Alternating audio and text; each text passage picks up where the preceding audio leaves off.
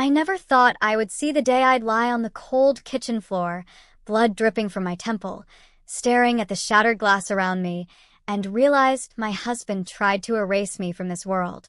The last thing I remember before everything went dark was his cold, empty stare, his hands tightening around something heavy, and a whisper I'll never forget. "No one will ever believe you." Then silence. My name is Emily Carter. I'm 32, married for 7 years to Daniel Carter, a man I once thought was my soulmate. We live in a quiet suburb of Atlanta. I have a 10-year-old son, Tyler, a bright, loving boy who still believes his dad is the best man alive. And I have a younger sister, Megan, who's always been my rock, my confidant, the one person I could trust with every secret. But that night, everything changed. Before that night, life seemed ordinary. Daniel and I had met in college. He was charming, witty, and knew how to make a girl feel like the only person in the room. I was in love instantly, and I thought he felt the same. We married 2 years later in a small ceremony, just family and a few friends. Those early years were filled with love, laughter, and promises of forever. But slowly, cracks began to appear. It started with small lies. Daniel would disappear for hours without explanation. He would return smelling of another woman's perfume, insisting it was nothing. I trusted him, blinded by love, telling myself maybe I was overreacting. But trust can only stretch so far before it snaps. Then came the controlling behavior. He wanted to know where I was at all times. He criticized my friends, my family, even my clothes. He told me that a perfect wife should have no secrets. Slowly, my world shrank to the walls of our house. I stopped seeing my friends. I stopped visiting my family. I stopped thinking about myself. I became someone else. And then Tyler was born. For a moment, I thought happiness had returned. Daniel was thrilled to be a father, always holding Tyler, reading to him, playing in the yard. But the man I loved slowly faded. His anger became more unpredictable, his eyes colder. I began to fear him, not openly, but in ways I couldn't explain to anyone else. That brings me back to that night. Daniel had been acting strange all day, texting someone constantly, whispering on the phone when he thought I wasn't listening. Tyler was asleep upstairs. I was in the kitchen, cleaning dishes, when I heard the front door slam. Daniel stormed in, his face red, his hands shaking. I froze. Something inside me screamed that this wasn't just anger, it was rage, the kind that could destroy. He threw the dish towel to the floor and advanced toward me. I tried to calm him, my voice trembling. "Daniel, what's wrong?" He sneered. "Wrong? You're wrong.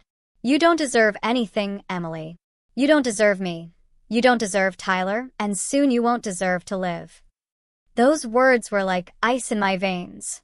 I stepped back, my hand hitting the counter, and then I saw it, a heavy cast-iron pan in his hands. I realized in that split second that this wasn't just a fight. This was an attempt to end me. I grabbed a chair, swinging it with every ounce of strength I had. The pan clattered to the floor. He lunged, and I stumbled backward, falling onto the tiles. My head hit the edge of the counter. Pain exploded through me, vision blurred, but I didn't stop. I knew if I froze, I wouldn't survive. Daniel froze for a second, eyes wide, then charged again. I grabbed the last ounce of strength, kicking him with all I had, and ran. I ran into the dark hallway, screaming, hoping Tyler wouldn't wake, hoping anyone would hear. That's when I heard the click. The door locked behind me. I was trapped, alone. I slid down the wall, tears blinding me, heart racing. How had the man I trusted, the man I loved, turned into this monster? And more importantly, how would I survive him? That thought alone made my chest tighten. The kitchen light flickered. Shadows stretched across the floor. Daniel's silhouette appeared at the doorway, slowly, deliberately. He smiled, a chilling, cruel smile, and whispered, "It's just you and me now, Emily." And then, everything went black. When I woke up, I was on the bathroom floor, a towel pressed to my head. Megan was there, frantic, shaking me. Emily, you're alive." Tell me you're okay. I gasped, pain shooting through my skull, and whispered, "He tried to kill me." Megan's eyes widened. "We need to call the police, but first, we need to get you out of here." That's how it all began. The betrayal, the lies, the attempt on my life. And as I lay there, weak, scared, and trembling, a thought grew in my mind, dark and dangerous. If he tried to erase me, I would make sure he would never hurt anyone else like this ever again. I didn't know how, I didn't know when, but I knew one thing. Revenge would come. And it would shock everyone. After that night, my life changed completely. Daniel was nowhere in sight. The police questioned him, but he denied everything, his lies slick and rehearsed. They couldn't prove he tried to kill me, not yet. But I didn't care about the law at that moment. I just wanted to live and make sure Tyler and I were safe. Megan moved in with me for the first few weeks. She refused to leave my side, helping me with the simplest things, cooking, cleaning, even showering when my head hurt too much. Tyler clung to me like I was the only anchor in a stormy sea, his small arms around my neck reminding me why I had to stay strong. In the days that followed, I found myself walking through our empty house like a ghost. Every corner held memories of the man I once loved, every photograph a reminder of betrayal. But I couldn't dwell too long, because reality wouldn't let me. Tyler needed school, food, and normalcy, or at least some version of it. I pretended everything was fine, smiled for him, read bedtime stories with a shaking voice, and tried to convince myself that I was slowly healing. Then came the quieter horrors. Daniel had transferred all the accounts into his name before the attack. Our bank accounts, the car lease, even the mortgage, all locked. Suddenly, I was financially trapped, forced to rely on my sister and meager savings. I applied for jobs, took odd shifts, anything to keep food on the table and a roof over our heads. The stress was crushing, but I couldn't show it. Tyler had already lost enough. At night, when the house was quiet, I would replay that night in my mind. Every detail, every whisper, every cold look. And then, a dark thought crept in. If Daniel thought he could control me, scare me, and destroy me, he was wrong.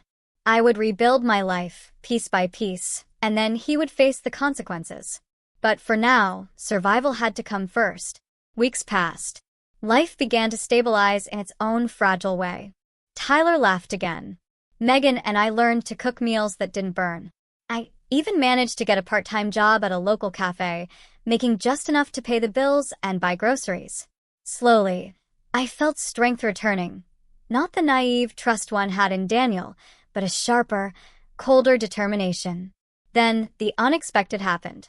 One Friday evening, as I picked Tyler up from his school, a woman stopped me in the parking lot. She looked nervous, clutching her purse. "Excuse me," she said. "Are you Emily Carter?" I hesitated, wary. "Yes, why?" Her eyes darted around. I think you need to know something about Daniel. Something dangerous." My heart thumped. "What do you mean?" She glanced behind her, as if making sure no one was watching. "He's planning something." "Something bigger than last time. I overheard him on the phone. He mentioned your name. He said he wasn't done with you." I felt my blood run cold. My hands gripped Tyler's shoulders tightly. "When?" "When is he going to?" "Soon," she whispered, her voice shaking. "And he's not alone." That night, I barely slept. Tyler slept in my bed, safe for now, while I sat on the floor, staring at the phone, thinking about every plan I had made to survive, and every mistake I had made. Daniel had underestimated me once. I wasn't about to let him do it again. The next morning, I started taking precautions. I installed new locks, changed passwords, and even rented a small storage unit for my most valuable belongings. But deep down, I knew these were temporary fixes. I needed a plan, a way to strike back without risking Tyler's safety. And for that, I needed information. I began retracing Daniel's steps from the past few months. I talked to his colleagues, his so-called friends, even his family, pretending to be calm, pretending to be the naive wife he wanted me to be. But inside, I was collecting pieces of the puzzle, mapping his routines, his weaknesses, his secrets. Every lie he had told, every betrayal, every hidden transaction, everything I could find, I recorded. And slowly, a plan began to take shape. One evening, while Megan and I were cleaning the attic, I found a box labeled Daniel, Personal. Curiosity mixed with fear. Inside were letters, receipts, and photographs, proof of affairs, shady deals, and even threats against me that he had written down like trophies.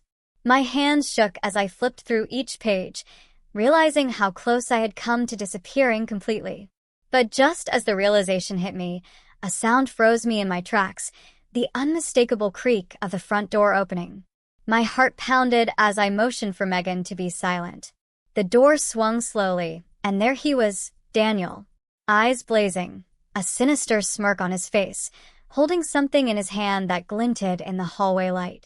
Before I could react, he stepped inside, and my worst nightmare became real. He had found me. Daniel's shadow filled the doorway, and my stomach twisted in fear.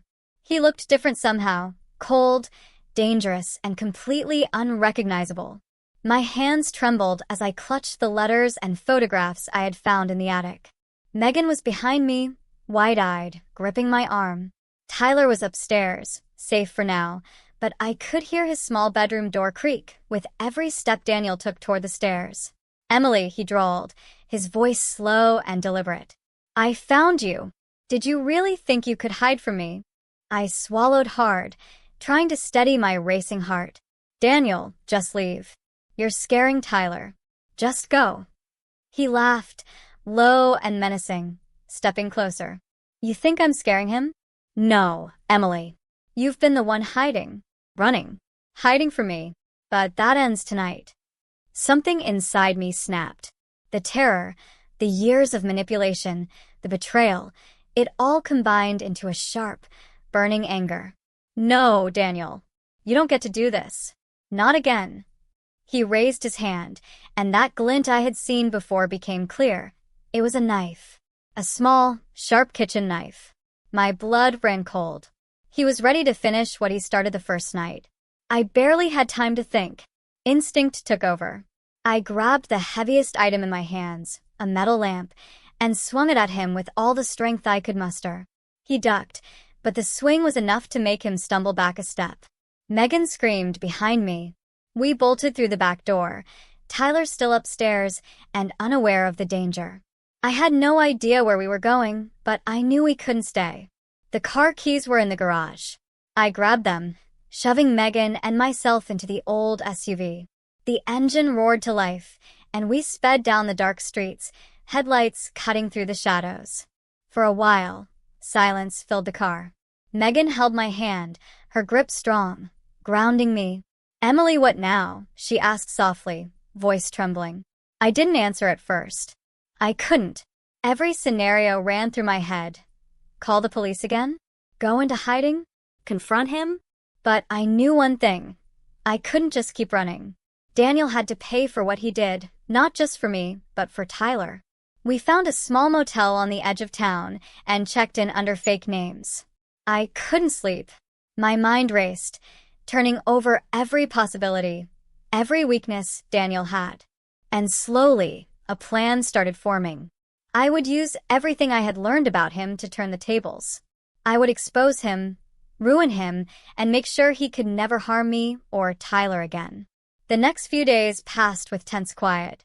I called in favors from friends I had distanced myself from, asking them to watch Tyler while I gathered information.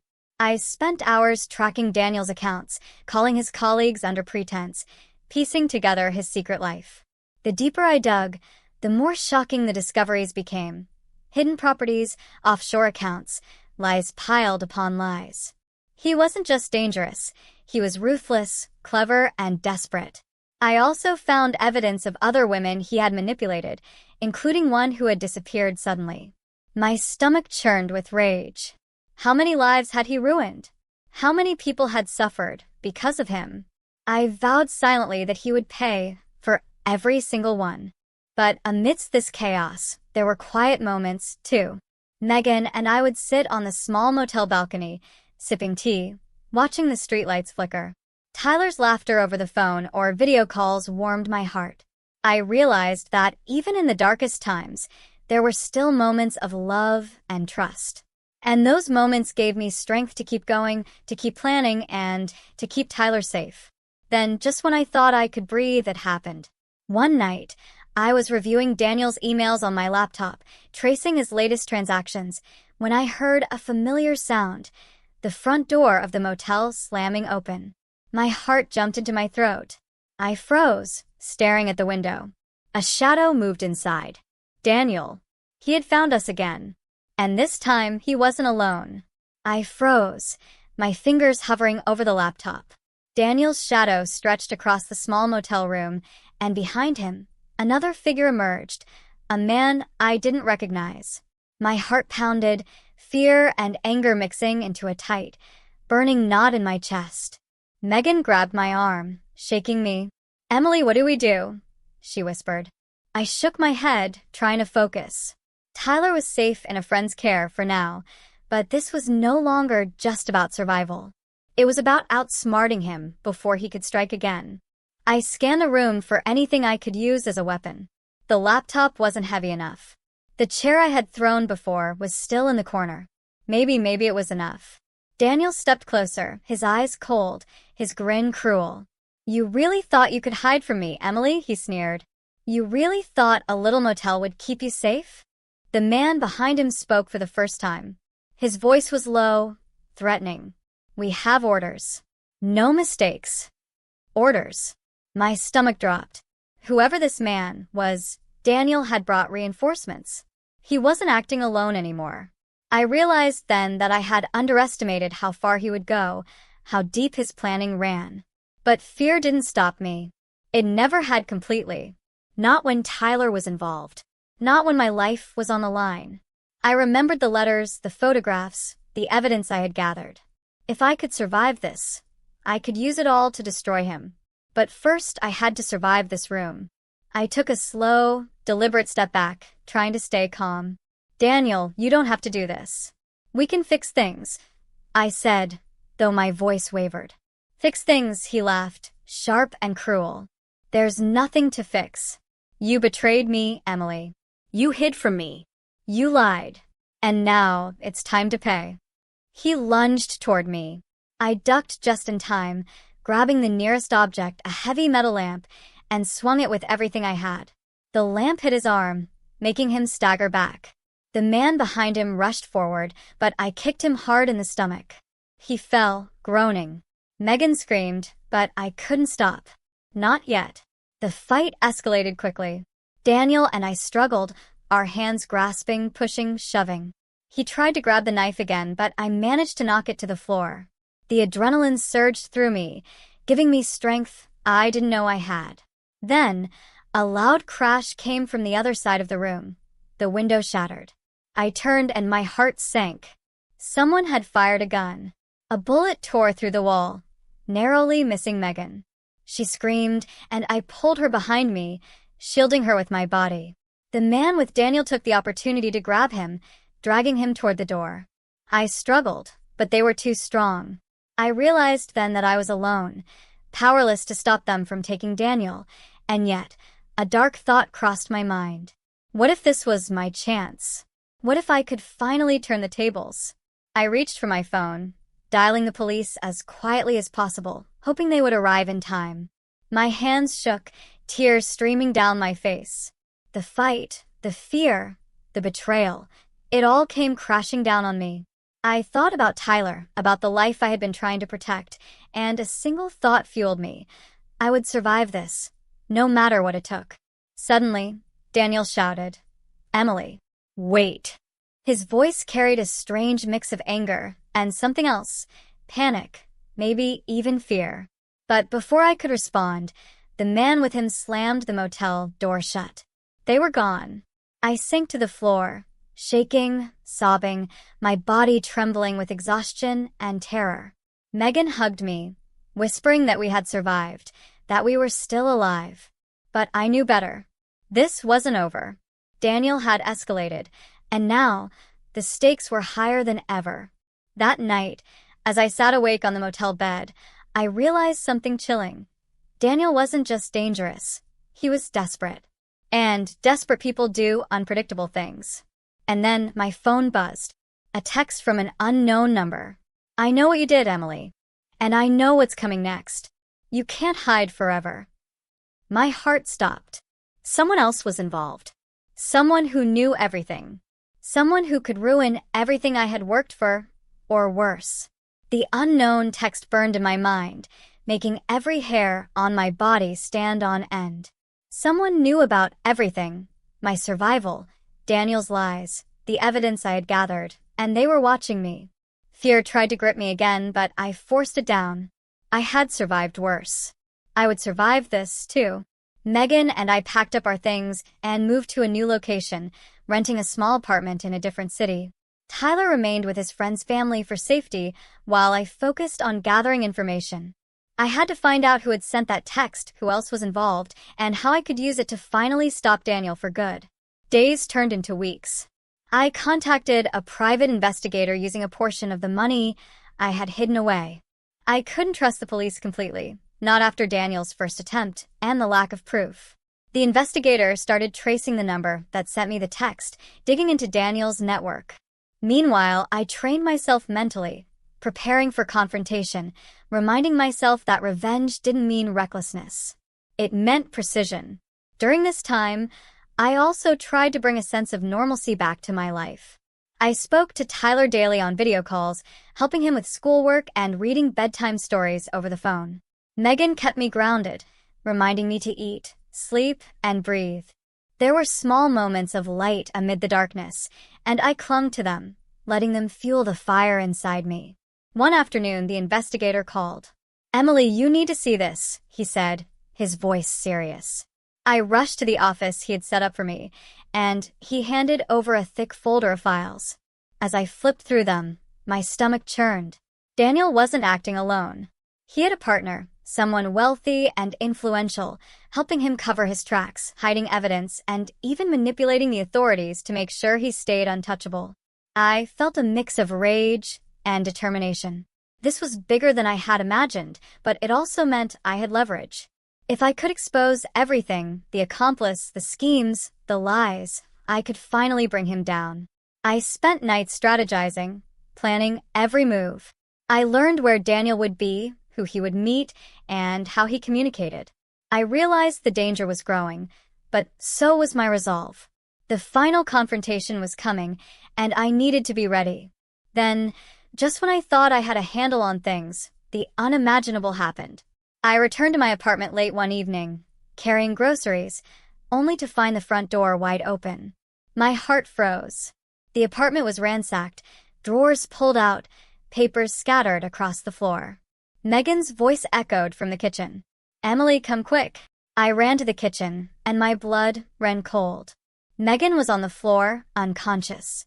The room smelled of smoke. I turned and saw a small fire had started near the stove. Someone had broken in, tried to hurt us, and almost burned the place down. I dragged Megan away from the flames, coughing, tears streaming down my face. My hand shook, my body trembled, but I forced myself to stay calm. I called the fire department and watched as they put out the fire. The apartment was damaged, but we were alive. Again. Then, through the haze of smoke and sirens, I saw it, a message scrawled on the wall in black marker.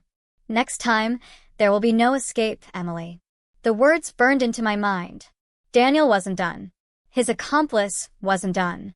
And whoever had sent that first text, they were still out there, watching, waiting, planning. I sank to the floor, holding Megan tightly. My body ached, my spirit wavered, but I refused to let fear win. I realized one undeniable truth.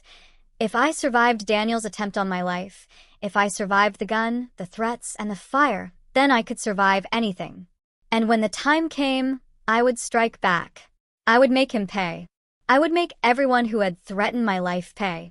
And in that moment, amid the smoke, the fear, and the rage, I knew exactly what I had to do next.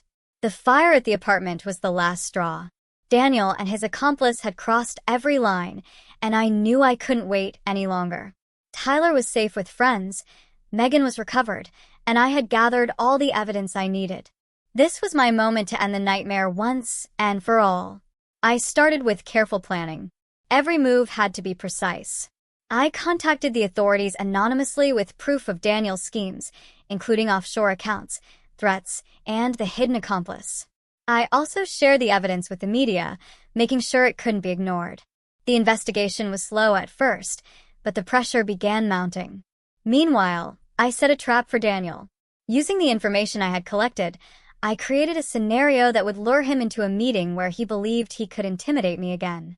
What he didn't know was that cameras were recording, law enforcement was watching, and I had backup ready for every possible move. The day of the confrontation, I felt my heart pounding, but it wasn't fear. It was determination. Daniel arrived, his usual smug grin in place. He didn't see me at first, only the setting I had prepared. The accomplice followed, confident they were in control. I walked in calmly, as if I were powerless, my hands raised in mock surrender. "Daniel, I thought you might show up," I said softly. His grin faltered. "Emily, you think you've won?" he sneered. I smiled, cold and deliberate. No, Daniel. "I'm not winning. You're losing. And everyone is watching." At that moment, law enforcement officers stepped from behind the walls. Cameras flashed, recording every second. The accomplice tried to flee, but they were blocked. Daniel's face turned white as he realized he had been caught in his own trap. How?" he stammered. I held up the files, the evidence, and the photos that had been my armor for months. "This is what you tried to hide, Daniel. This is everything. Threats, lies, manipulation. You tried to erase me, but I survived. And now, everyone will know the truth." Daniel's anger turned to panic. The accomplice was arrested. The authorities had enough evidence to press serious charges. And for the first time in years, I felt something I hadn't felt in a long time: freedom. After the trial, Daniel received a lengthy prison sentence. His accomplice faced similar punishment. The media covered every detail. Everyone who had doubted me, everyone who had seen only the charming husband and not the monster beneath, watched as the truth came out. I returned to my apartment, now repaired and secure, and embraced Megan and Tyler. Tears streamed down our faces, not just from relief, but from the weight of survival, of justice, of finally reclaiming our lives. The months that followed were quiet but healing. Tyler smiled freely again. Megan and I laughed over small, everyday moments, and I rebuilt my life on my own terms. I found a job I loved, made new friends, and even started writing about my experiences, hoping my story could warn others, inspire others to stand up and survive. One evening, I sat on the balcony with Tyler, watching the sunset. He looked up at me, his eyes full of trust. "Mom, are we really safe now?" I held him close, feeling the steady beat of his heart. "Yes, baby, we're safe. And no one can ever take that away from us again." As I looked back on everything, the fear, the betrayal, the rage, I realized one undeniable truth. Surviving wasn't just about escaping danger. It was about reclaiming your life, taking control, and refusing to be a victim. And that's exactly what I did. I survived my husband's attempt to erase me, and what I did next shocked everyone.